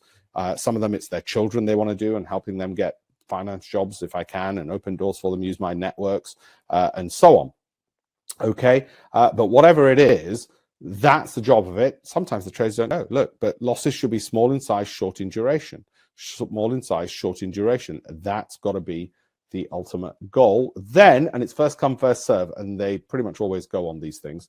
So that's where you go if you would like to join the program, be an apprentice of mine for life. Apprentice for life. It is a one-off. There is no subscriptions. Now, in future, not for you guys, you'll be part of the first 1,000, what I call charter members. In future, what the venture capitalists that we've spoken to so far said is we're going to have to move to a subscription model. Not for you guys. You guys wouldn't ever be paying any subscription fees, ongoing fees. But in future, the idea is 2,000 a year for the software, 2,000 a year for the mentoring. But not for you guys. You'd have a one-off because you're in the first 1,000. Okay, and that's where we are. That's our ambitions, to get to a unicorn status tech company eventually. I think the first step is we get 1,000 people going through this being profitable. So when you're profitable, the valuation of my company goes up because I've got one more person to say, another profitable trader, another profitable trader. The only thing I ask of you is this.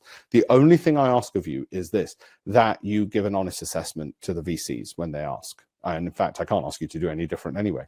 But, that you don't just stay shy and say, oh, that was really great. We've got a whole website of reviews as well, alpeshpatel video interview reviews. It's not just JM and SK and AB. It's actual video interview reviews, okay? It is first come, first serve. There is no ongoing charges. We install it for you. There is training courses with it. There's Zoom calls, unlimited Zoom calls with me. So we gave that guarantee, and there's a reason we gave that guarantee. We realized if we want to drain the swamp, it's very simple. What can we say which nobody else could say? Because we know that we're going to get them to profitability. We can say we'll give you unlimited Zoom calls with me to get you to profitability, because I know you won't need unlimited ones because I'll get you to profitability. It's as simple as that. Nobody else can do that. They won't do that. They'll give you customer service with some numpty who doesn't know anything, who's paid minimum wage. Okay. You get the instant download. We've got full customer support. We've got a 24/7 phone line as well, and they will send the questions on to me in case I'm sleeping. I've got Judy to install it, or Francisco to install it for you. It works on Mac, and there's no ongoing charges ever, including on the data or anything else. There's videos, there's webinars on Saturdays at 11 a.m. on stop losses, 12 o'clock on entries, 1 o'clock on limit orders, 2 o'clock on trading psychology, 3 o'clock on money management, 4 o'clock on adding to it. So you're going to get that constant access. You've got a private Telegram channel with me as well, so you get to see what I'm seeing every single day as well. And because it scans a whole bunch of markets, you'll get handheld on what you're doing, getting it all set up, and then any questions you have at any given point, handheld on all of that. The reason we did it on a platform where there was no subscription is because I had to find a way of making 0 subscription fees, because otherwise somebody has got their hand in your pocket forever. And the mentoring I give is on everything, not just trading. It could be on anything. It could be for kids. It could be for jobs, careers, whatever. Okay, we've got a little trading club thing going on. We've got a community channel, which we've revamped just more recently. The Telegram channel, I said, dedicated website, pipspredator.com. I'll show that in a second. I used to put Skype access, I should say Zoom access now, actually, and email, obviously, and come meet me. I now hold monthly networking events in the City of London. So we started doing that a couple of months ago, for you as well. Just so you want to know, I want to be on that list or that list. It's as simple as that, but that's my problem. That list or that list, but that's my problem. Okay. That's an endorsement. Why do I take apprentices? Well, if the billionaires are doing it, it's usually a good idea. If you're a company, you can have the VAT back. That's the dedicated website, pipspredator.com. That's where we are. We're on version 4. Okay. You got a whole load of information there. Now, the website URL is alpeshpatel.com/here. Forgive me for how this looks. Bhikkhu said to me, if you want people to take action, you use big fonts. You write in big, bold letters.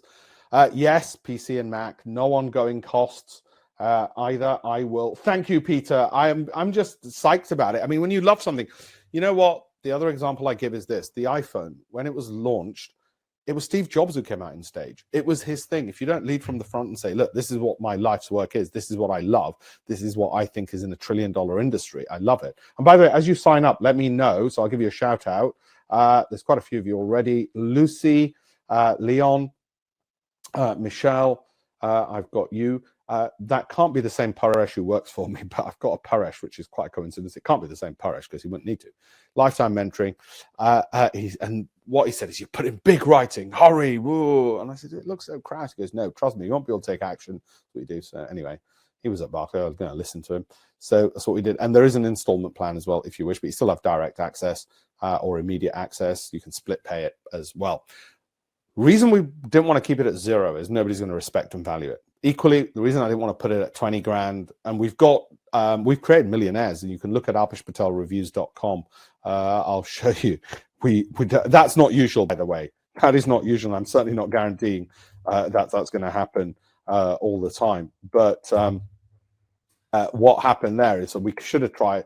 I said to Parrish, I said, bloody hell, we should have charged more for this, but we're not going to, because if we overdo it, then it can't be retail. And if it can't be retail, we won't get the bigger valuation. So look at Ario's interview, and you'll see that he set up 2 £10 million companies. And the reason we do the videos and the interviews in full, you better sit there, is so you can actually see the people, because you need to know. Yeah, okay. And I think we may well have probably be the most successful at this anyway. But if you look at alpeshpatel.com/reviews, you'll see the reviews on there as well. The program, the 12-week program and the 30-day one, it's very structured.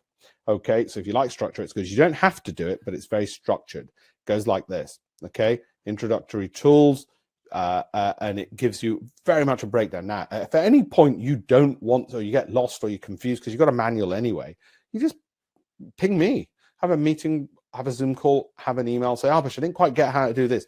The way I look over your shoulder is I ask you, send me images of your trades. I haven't shown Google all day, have I? On this. Give me a second. Let me pull it up. Sorry, Kevin, I will pull up Google. you're right, or alphabet. There it is. So we had a long position going back to the 31st of January, which is yesterday.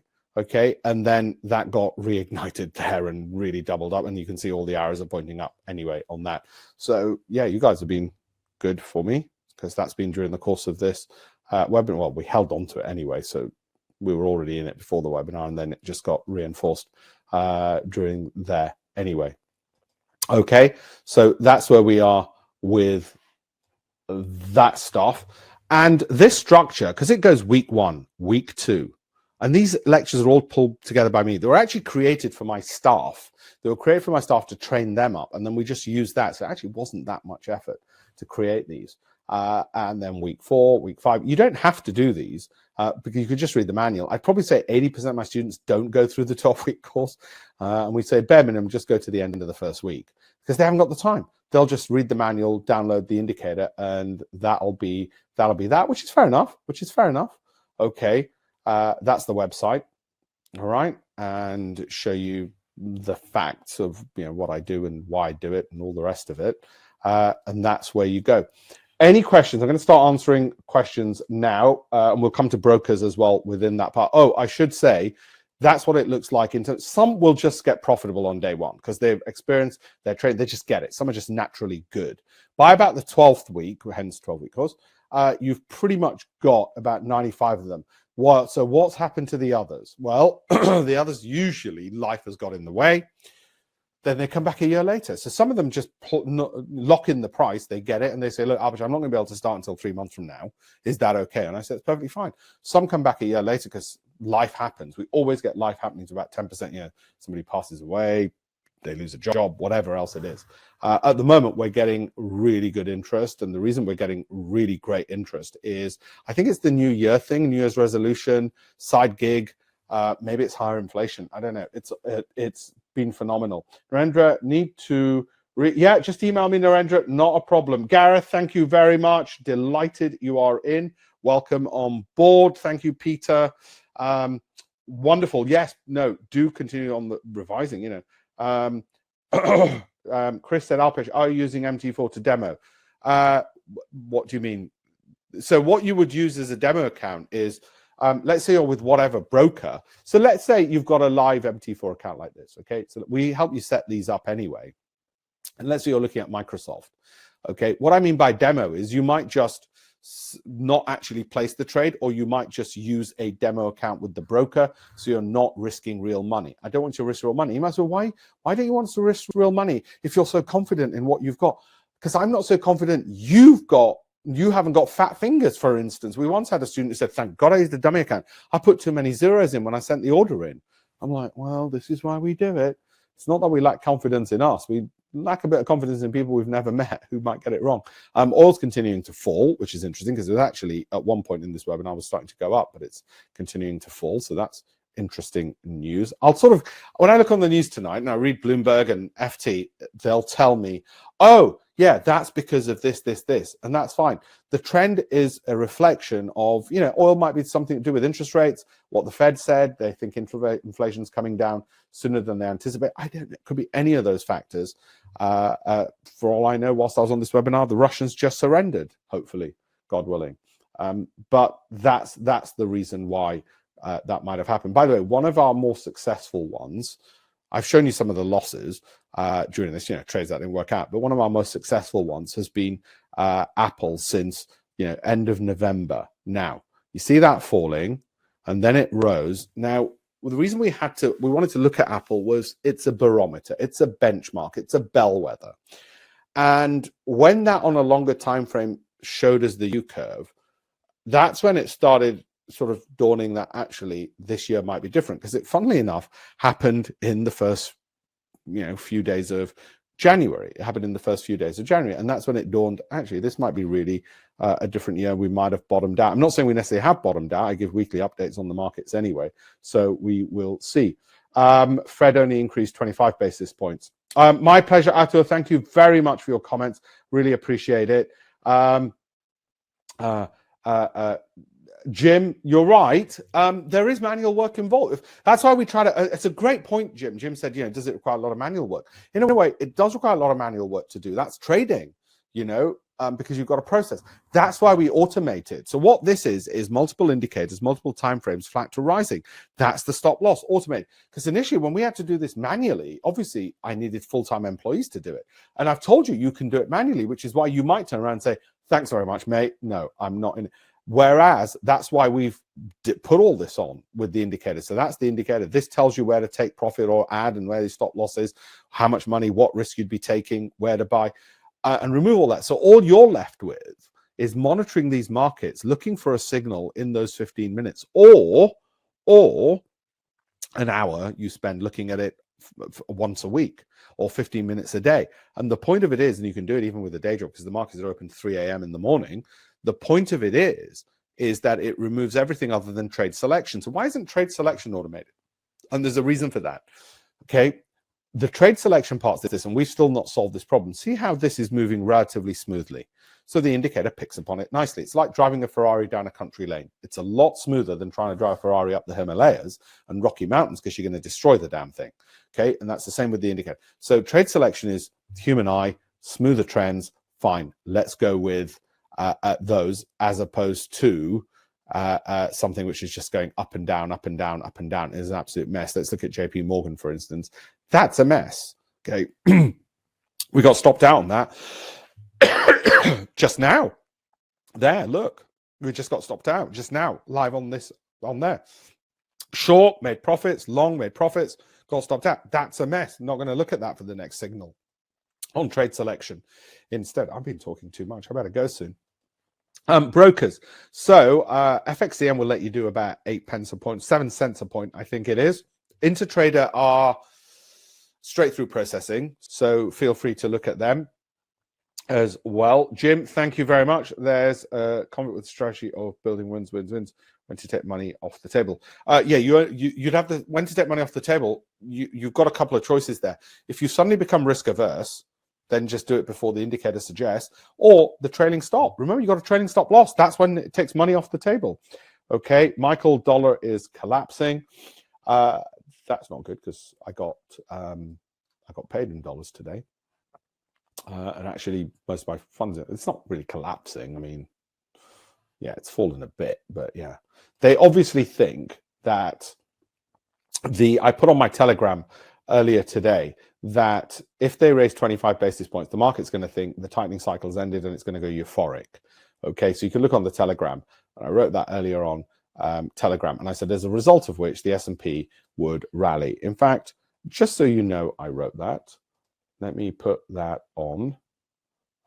Bum, bum, bum. Where's it gone? Yeah, here we go. That's the private channel. Not all of my students are on the private channel because they choose not to be. They don't have to be on, so you can see it there. If the Fed raises 50 basis points, then the market rises because it thinks we get to the end of the hikes. If it does 25 basis points, market goes higher because it thinks we're coming to the end of the cycle. If it only falls if either, then it didn't fall. And I said it was unlikely anyway. So I do give that insight when I can during the day. That was at 14:03 UK time, obviously, and you can see what happened. In the markets, it's gone up 25 basis points, and guess what? The market's rallied. The S&P 500's rallied. So anyway, there we go. I might have got that wrong. I'm not betting on my insights. I'm just looking at what the indicator does and what it suggests, and what would be the way to go with the indicator on any of those occasions. Okay, so I'm still reliant on the indicator for all of this. And that has to be the case for it. Okay, it's as simple as that. Because if it was just relying on my brain power, then what if one day I'm wrong? And that's not scalable. So anyway, that's that. Any other questions that I might have missed? Let me know if there's any questions I've missed. Not sure if the webinar is repeat or live. It's live, Kappa. It's live. Here I am. Not least because you saw the prices of the things and me literally talk about it, and you saw the timestamps. Okay. Janice Giles, what's the preferred time frames for trading? Oh, brilliant question. I missed that. I prefer 30-minute, well, 15-minute, 30-minute, 1 hour. Now, let me tell you something. If you've got an instrument which you think is going to be particularly volatile, you might want to go either to one of those extremes, either down to the 15 minutes because it's volatile, so you can be in and out quick, or up to the 4 hour. It's as simple as that. And why would it be volatile? Well, interest rate decisions. Generally, don't trade around interest rate decisions. I did the webinar around that to really show you something interesting during a live session. That's why. Okay. Hi, Alpesh. I'll have to reactivate. Yeah, absolutely, Ashwin. No problem. How do you download the book? Oh, alpeshpatel.com/links. I gave it right at the beginning, remember? You go to alpeshpatel.com/links, and on there, it'll say, one of the links will be, get my book. It'll take you to a site where you enter your email, and you'll be able to download the book, okay? So, alpeshpatel.com/links. It'll give you a lot of free stuff, not just my book, but it'll actually give you free trading book, a free investing book. So there's different links: free investing book, free trading book. If you click on free trading book, it'll take you to a site where you enter your email address, okay? And it'll give you the book. All right, it's as simple as that. Now, I've already got your email address, so you might say, why are you making me enter it twice? Sorry, guys, it's just easier that way, all right?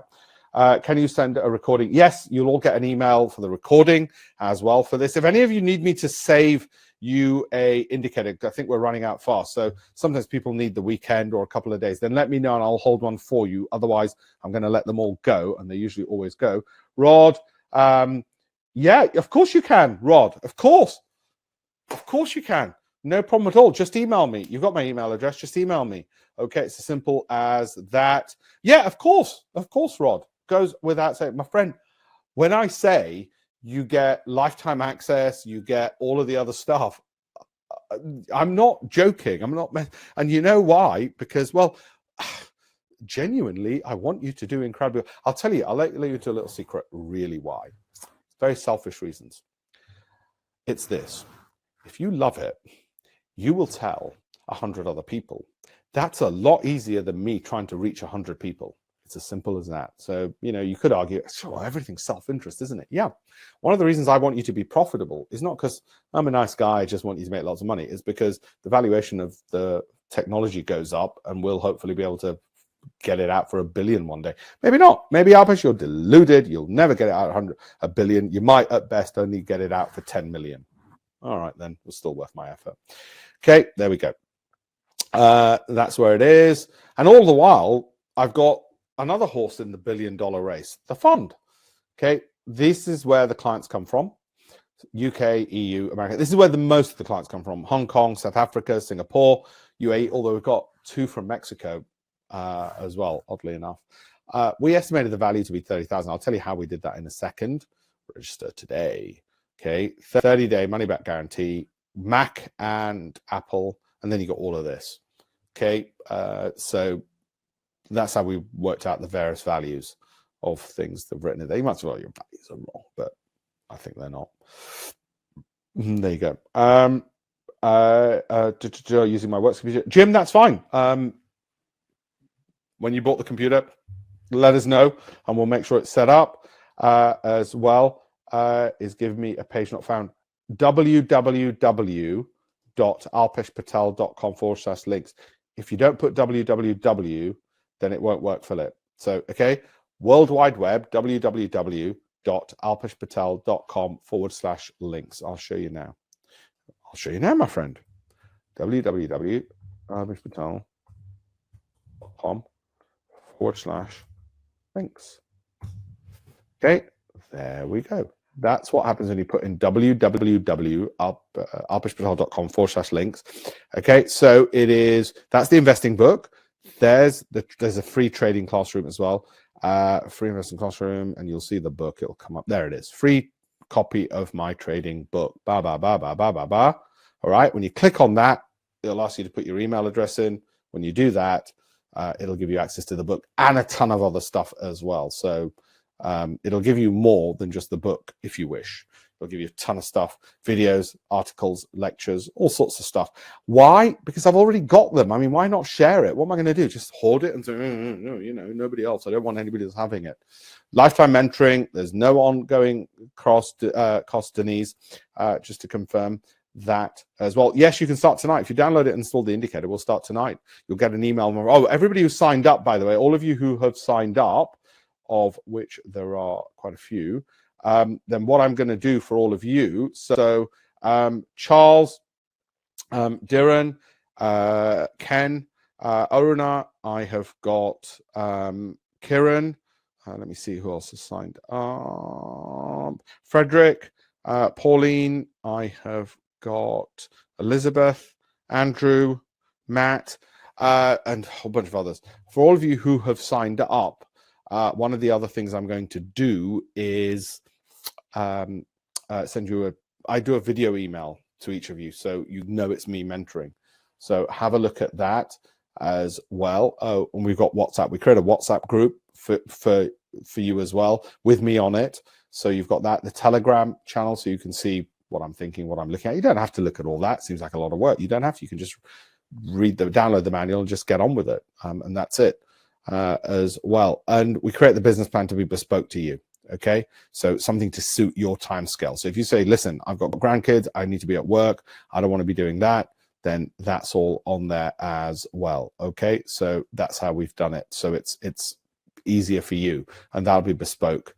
All right, and we've got a whole team who can do any of the technicals. I can install the indicator for you as well. Very much enjoy the process. Thank you. We'll download, work on Mac. Yes, it does, Chris. In fact, I use it. One of the computers I use it on is a Mac, another one is PC. So with Mac, my team, Francisco, will install it for you if you wish. If you can do it yourself, you might be really good with computers, then install it yourself. If not, Francisco will sort that out and hook you up, as it were, on that. It's interesting because Microsoft is at session highs, as you can see there.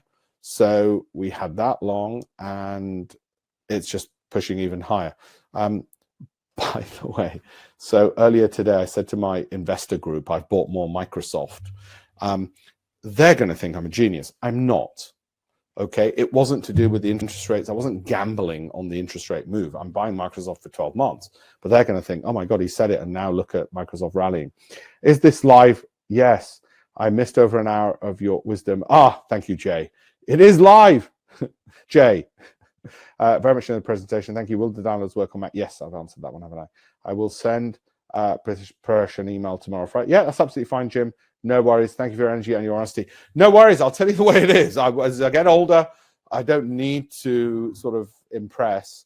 I wish, like I said, I wish every trade was a winning trade. It's not. The whole point of this software, by the way, is not that you're going to be right 10 times out of 10, 9 times out of 8 times out of 10. It removes the manual work. That's the point of it. You're still going to have to trade select, and we're going to help you do that because we're going to tell you which trades we're looking for. So it removes 99% of the workload, and we created it internally. But like I said, I'm doing it for selfish reasons. I wanted a technology company. I didn't just want to invest in other people's like Microsoft or whatever. I wanted a technology company for myself, which we owned within the fund. Good reviews from banks and brokers and the like. Okay, as well. CNBC Arabia, Coots, Central Command.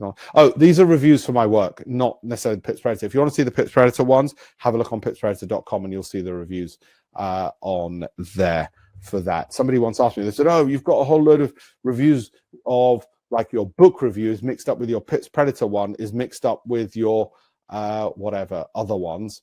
And yeah, it's true. Sorry, I get, people keep putting, different stuff in as well. Started index trading in 1995. I've used 99% of indicators on the market since, but the ongoing backup Alpesh provides will ensure your success. There you go. That's one of our pipspredator.com clients. But yeah, people put reviews about my work generally. It might be about my campaign for $1 million. It might be about my books. It's usually just about the markets, obviously, but sometimes about BBC and what I've said as well. Top quality materials. Thank you very much. So anyway, the reviews are on pipspredator.com and on alpeshpatelreviews.com as well. Okay, so you can see various reviews. I don't think you can ever have enough reviews. So we've really tried to increase and really go out there and say to people, look, we want more reviews, because I think it's one of those things which I've discovered that actually people never tire of seeing more and more. So the video interviews are here, which I have two programs, an investing one and a trading one. They're in here, the trading and the investing ones. And you can see case studies as well. So you can read it as well as see the video interviews with the people as well. And you'll see what they say about the various things and so on and so forth. So do go through all of that stuff, is what I would say to you. Okay, any other questions? I'm just going to check questions. Stock trades are US and UK exchanges only. No, Jim, God bless you. Thank you for mentioning that. No, there are European stocks as well. Let's get to the European ones. There you go. Bayer, BBVA, Repsol, the oil company, Amadeus, Lufthansa, Volkswagen, ENI. So there you go. Airbus, Carrefour, Renault. So French and German markets as well. So you can do stocks. Wherever you can get the data, we can do the stocks. Okay. So I've got some people out of India. If they've got the Indian data, they can do it because it's a trend. It's just, we're just looking at trends. It's all we're looking at. Okay. So to that extent, it was straightforward and easy because we were only looking at trends. What's the catch? There's no catch. There's no catch.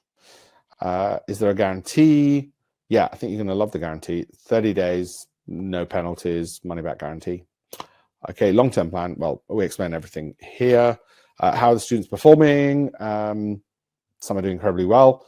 Some depends on how much capital they have. And it also depends, not just on how much capital they have, but it also depends on how frequently they trade. So it's obviously, it's a function of capital times how frequently they trade. It's as simple as that. So that's how it is. I'm just a beginner. Is it for me? Yes. We're very focused on ensuring risk is managed. So people start only on the demo and then we take it from there. So yes. What spread betting firms would I recommend? Geeta, I'd say have a look at Intertrader. That's straight through processing. I don't have a problem with you trying, say, an IG index or a CMC or a Saxo. I'd probably say Saxo is a little bit better. CNC and IG will spike, 3 in the morning, all of a sudden you've been stopped out and you look at it as a spiked price. If you don't bother, so we help our clients sometimes where they say, hey, listen, the broker did this, I've lost some money, how? Why is that happening? And we speak to the broker because we know them all and we say, hey, listen, dude, what the hell are you playing at? This is one of our clients and you really don't want me to make you famous for the wrong reasons. And then they compensate them because the brokers will spike prices. So I think Saxo try as well. Do try that. Can I install it on my office PC and my laptop? Yes, Ian, great question. I get asked this a lot because sometimes people say, look, can I do this with my wife or whatever? Can I put it on more than one computer? Yes, we're not messing around. We're not here to say to you, no, you've got to buy another license for that or a third license or a fourth one or whatever. I should say this year, the price, so I think it was last year, or was it about 18 months ago, we went up from £1,000 to 2. This year, we have in the pipeline to go from 2 to 4. This won't affect you guys who buy today, but the plan is to go from 2 to 4 because we want to start, as we get more people on, there's less spaces, so supply and demand. But also it'll eventually go to just a subscription model, not for you guys. You have paid one off and that's it. But that's what the VCs want. Obviously, they want subscription so they can see this long tail of income. And so that's the way they want to do it. And that's fine. It'll go 2,000 a year for that. That's Amazon on. That's ridiculous. You guys are very lucky for me. This could have been a disaster, but it wasn't. So that's Amazon. Going back, let's go. Let's just go there. That's your Amazon, and it just did nothing. Oh, that's the other thing. Look, the whole nature of momentum trading isn't that as soon as it's there, you've got to look at it and, oh my God, it's come up. There'll be times when it just goes sideways. And if the price is still near the entry, like here, then you just get in about 9 hours later because the price is still there. And then boom, it shoots off. It's that we expect that something could light the match and this will go up, but it's not guaranteed. And equally, it might take a bit of time, and it did here, and that's great because it means that even if you're not watching it constantly, you just happen to see it and you see the signal and you see the prices near the signal, guess what? You look at it, you go, boom, I'll just do the Amazon one, as I did earlier today, and I put it on my Telegram. as well. And then boom, it's gone up and it's done rather well. It's gone up 5% in a day. Thank you very much. Not all days are like this. Not all 90-minute time frames are like this. I do not want you to read from this. Hey, wow, this is amazing. Sweetheart, guess what? There's a bloke on a webinar telling me we're going to be millionaires by tomorrow morning. No. This is just that it so happened with Amazon, we picked it. I'm the one who's fully trained, so I'm more likely to pick better trade selection than a novice would. If you're a novice, you're probably not going to get it as accurate as this, but as you develop those skills, you will get it as accurate as this. That's the goal, okay? It's as simple as that. And there is some trade selection, otherwise we'd have a black box on a yacht and I'd be just sailing around, but can't do that because the trade selection has to happen by my team. I have to manage my team. I have to raise capital to get more assets under management. So there is still an element for you to learn. It's not just a black box of stupidity where you just go, oh yeah, I'll pick that and it's dead simple. I could oversimplify it to you, but it's just not. There is an element of keeping your expectations sensible, of course. How do you know when to close a winning trade? Is it when the arrows reverse? No, Ian, the arrows are there just to give you a sense of how strong the momentum is. By the way, as I answer questions, I'll just reverse through this because I find it, people sometimes find it useful to see the slides again. There's trailing stop loss, Stephen. Ian, I said there's a trailing stop loss. Gareth, I'm happy to mentor your son. Like I said, what I do with my apprentices is I advise them, and sometimes I advise their family members and mentor them, have Zoom calls with them. I have no issues with that. And you might say, where do you find the time? Well, 25 at a time. My assistant will not allow me to take on new apprentices or mentees if I get more than 2 emails in a day. I think it's 2 emails in a day. It used to be 3. Then she reduced it to 2. I think for a period she said 1 email a day. And I don't, because if they're busy making money, then I can take on and advise people. Because guess what? If they're making, I am seriously motivated to make you money because I don't want you bugging me all the time. Shall I be honest? I don't want you bugging me. That's a bit unfair. I want seriously to make you money because then that increases the valuation of my company. Simple as that. Gareth, can I share this training with my son? Yes, absolutely. He's 25 soon, no job, and I work in FX brokerage part-time as their MLRO, money laundering officer, regulatory officer. I want to learn this and understand what trades do daily. Yeah, absolutely, Gareth, that's perfectly fine. I have fathers, sons, mums, husbands and wives. I don't think I've ever had a mother-daughter, but yeah, it's absolutely fine. I'm here to help. I'm here to try and make your life as easy as possible. So usually my answer to my apprentices and students is yes. It's very, I can't remember a time it's ever been no. And like I said, if you're anywhere near the city, Gareth, or your son is, I have the monthly networking events. Now, the next one's going to be this month. I haven't picked the date yet, but it'll probably be at the back end of the month, and I'll let you know. And it's in the city. So I will let you know, and I'll let my apprentices know as well when it is, so we can meet up, we can network. At the last one we had hedge fund managers from Millennium and I think it was Man Group, I think, if I'm not mistaken. So you'll meet others as well, and you know, from the industry, and you'll meet other students, and you'll meet people who've got nothing to do with trading, just city networking. You know, that's the links that you all wanted, so I'll leave it out there. I forgot about oh no, that's fine, Ian. Trust me, this is why we have demo accounts, and we make sure we keep an eye on you and you send us your screenshots. Listen guys, I'm going to go. I think I've answered all the questions, so if I haven't, just repost the question. But I think and thank you all for your kind comments, no, I really appreciate it. Really appreciate your kind comments in the chat box, and I will email you all the replay, and you'll get an email later on as well. I'm just typing in. There we go. All right, guys. So thank you all, and I'm going to leave you to it and bid you a good evening. Thank you all very much.